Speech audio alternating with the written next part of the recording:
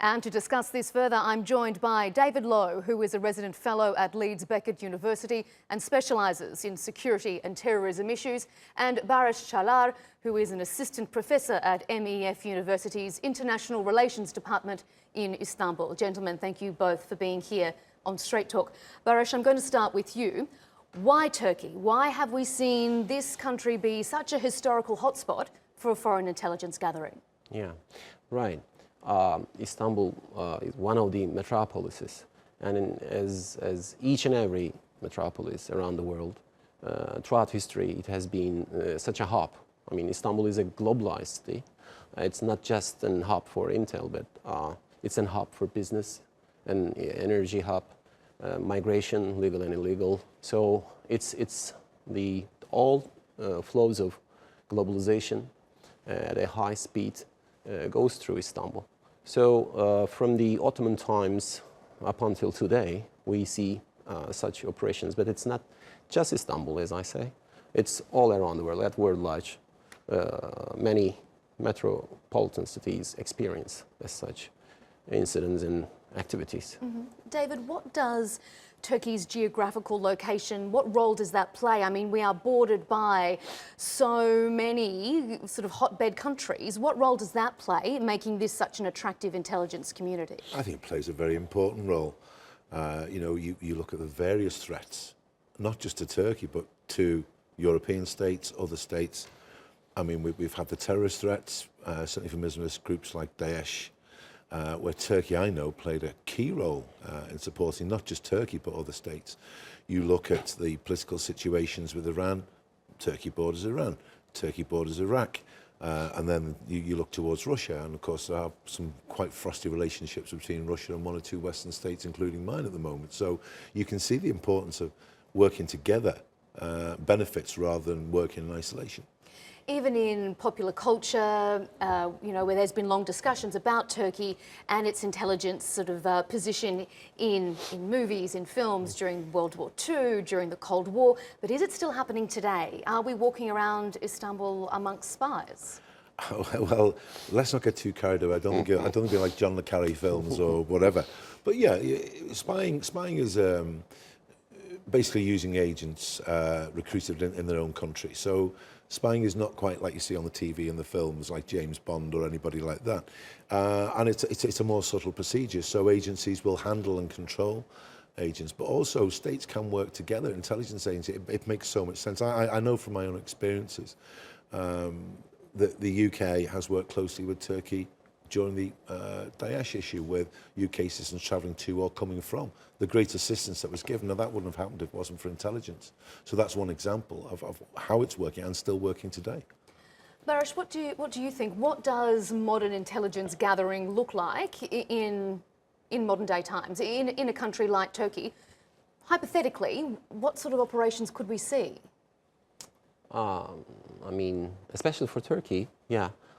It's still actually, as Professor Lowe put it well, it's human-centered. It's human intel is the gist of it still. Mm-hmm. Because unlike movies, the stuff is different on the ground. So, and the geography determines the issue, the proximity to hotspots all around the world. Turkey is at the crossroads of continents, and all kinds of flows goes through it. One particular thing that can be readily said about Turkey and its intelligence capabilities, it's, as an academic for years, I mean, as far as I'm concerned, we can easily say that it's good at counterintelligence. That's how it survived for centuries, actually. And what do you mean by that? Give us a bit more of an example. Human-centered intel and counter-intel, because Syria and other side, Caucasus, Balkans and Europe, and of course during the Cold War, two blocks. Recently, as we discussed before the show actually with Mr. Lowe, recently MI6 chief named officially Russia as a national adversary. That's something. So all these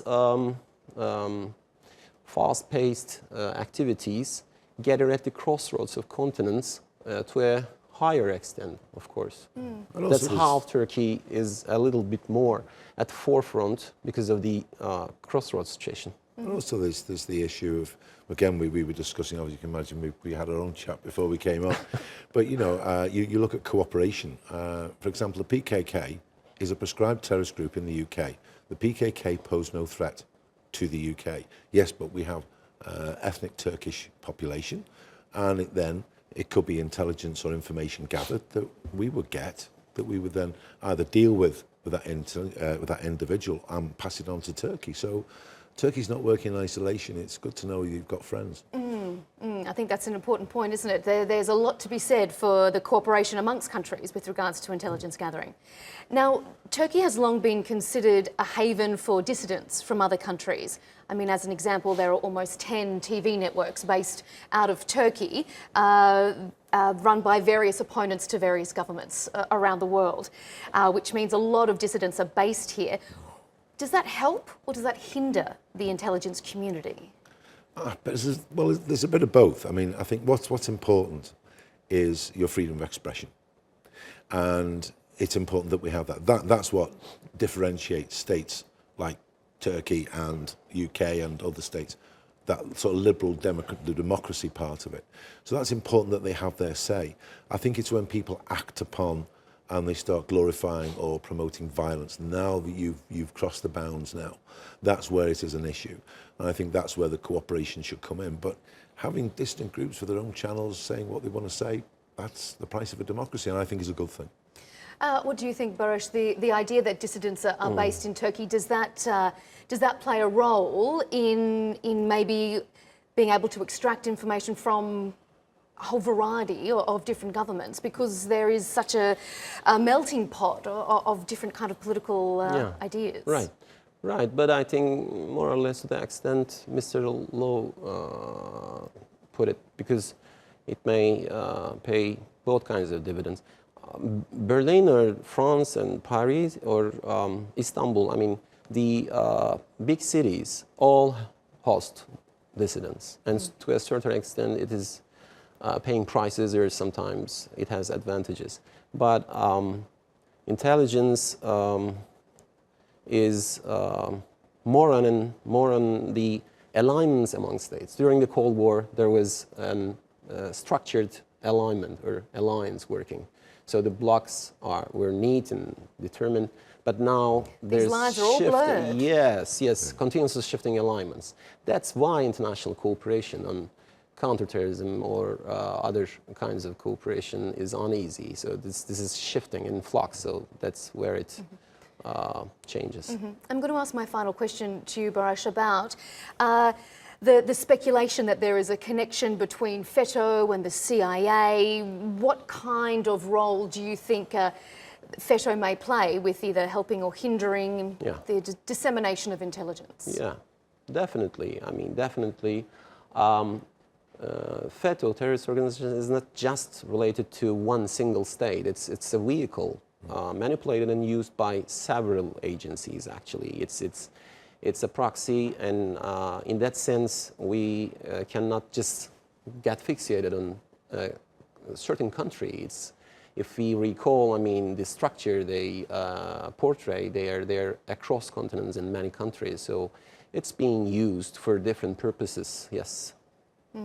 Is that something you would agree with? Yeah, I would. I mean, obviously there's issues at the moment where there's strains. I mean, there's a bit of a strain between the UK and the US at the moment. You wouldn't think it, would you? But maybe with the current president and the government there, that may change. Because that's an important part. We have a Five Eyes: UK, Canada, Australia, New Zealand and the US. We don't spy on each other, but we share intelligence, and that intelligence then, if deemed, will be passed on. But, you know, it is a shifting thing. Politically, we have to accept that. But I think underneath it all, we should work towards that common goal to support each other and keep people safe. That's the bottom line. But that is what it is all about. So if it works effectively, and if Turkey has to be the stage for it, then long may it continue. It's a very interesting topic, and I appreciate both of you being here to discuss it with us. Thank you.